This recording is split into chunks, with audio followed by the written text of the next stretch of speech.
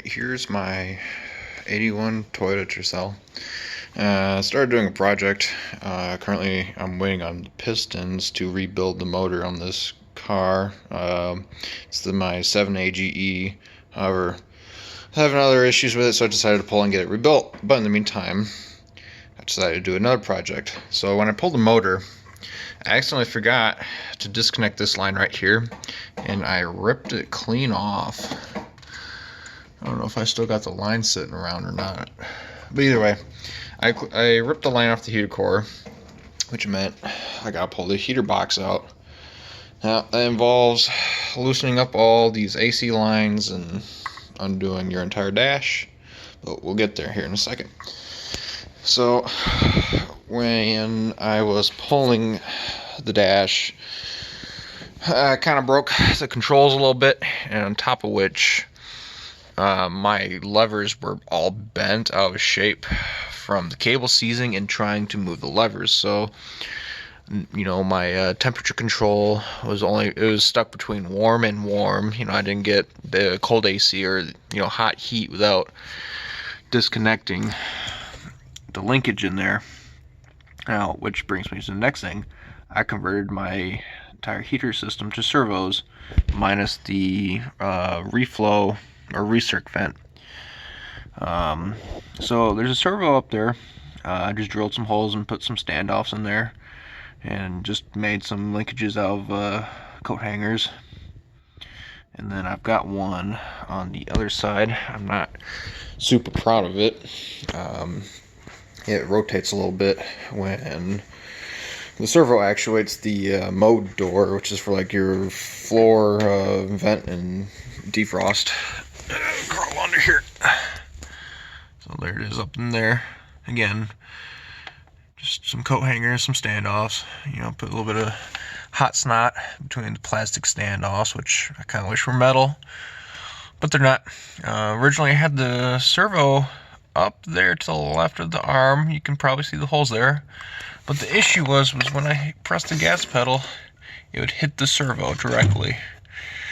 So I tried getting the box out again and I couldn't, so I had to lay under here at this awkward angle and basically re-engineer where that servo went, so I got full motion of the blend door, which is that thing right there, that big hole. Here's the control panel. There's a lot to look at, and I'm kind of having an awkward angle here. Right now I'm still in the testing phase. So this is a buck regulator and just voltage regulator that I can adjust. Same with current. This is just kind of a interface board between power and then the Arduino and all the switches. Those 4 switches are momentary switches, so you just press them, they're on, and you release, they're off. I got an Arduino Uno for programming for the servos.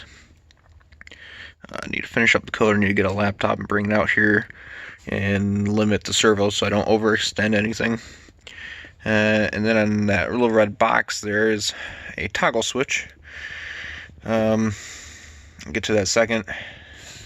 This metal box here is the AC switch, and then that hole's for the blower motor switch, which I'll crawl out and go to the other side. Everything's kind of dangling around, so I can't just really twist it without, ripping wires off. There's the control panel. I'm not super happy with the paint I used. But yeah, the red and blue will be for temperature control, and then the green and orange-ish will be for blend door, mode door, whatever you want to call it. It's just what I had in the 5-pack I ordered. And then the toggle switch. So if any of you know how these HVAC systems work, set down the parts here I want to show. Oh, where's the other thing I put down? Well, that's just poop. Oh, there it is. So the toggle switch. So when you turn on your heat in your car, you're moving 2 cables. You're moving the temperature flaps inside the HVAC box, and then you're also moving this coolant valve. This takes coolant from, I believe, the water pump or the head, and then it sends it through the heater core and comes back. Anyway, those valves are notorious for seizing, and then the cable seizes, and that's what kind of destroyed my system. So here I got two things here in my hand. First is I believe it's a AC Delco vacuum operated heater core valve. Pretty straightforward. There's a number, I think, but that will take place right there. And then if you're thinking, well, how do you operate a vacuum controlled heater core valve with no vacuum control? Well, this is where this comes in. This is, I believe, some sort of EGR valve or something. Ordered it off Amazon. There's some numbers there, and it's pretty straightforward. I got in and out labeled, and when it's off, give me a minute here.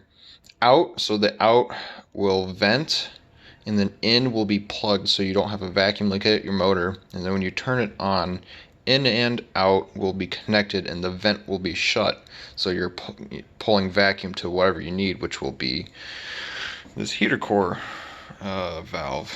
So come over here, I'll give a quick demonstration. Yeah, as long as nothing is shorting out. Everything's precariously set up here. Oh, give me a second, there's just so much crap in the way. Turn this on. This is just a 13.8 volt power supply. So the LEDs are backlit. If you just heard, these servos, they home to 90 degrees. I have 180 degree servos, and if you decide to do this on your own whim, you need to set up the servos so that when they home themselves, they don't pull the linkages or push something or break something. So this is that one. No, I take that back. This is the temperature. I just switched the wires. You kind of see that it's bending because I don't have limits set up yet. But come all the way up, come all the way down. My linkages aren't the greatest either. And then, I'm sorry for going back and forth here. When half the dash and the air ducts are laying in the car, you can't exactly crawl across. Alright. Oh, I'm gonna have to get on the floor for this one. Where will you see? Alright, there's the mun door. Very precariously press these buttons. There's that. And that. My blend door doesn't move very well. So, and then kind of show you what happens when you power cycle. So just turn off the power, everything's drained, turn it back on, and you see the blend door, I keep calling blend door, the mode door, and then the temperature linkage move back to home. So yeah, when I get everything screwed in that hole, I'll get some better videos.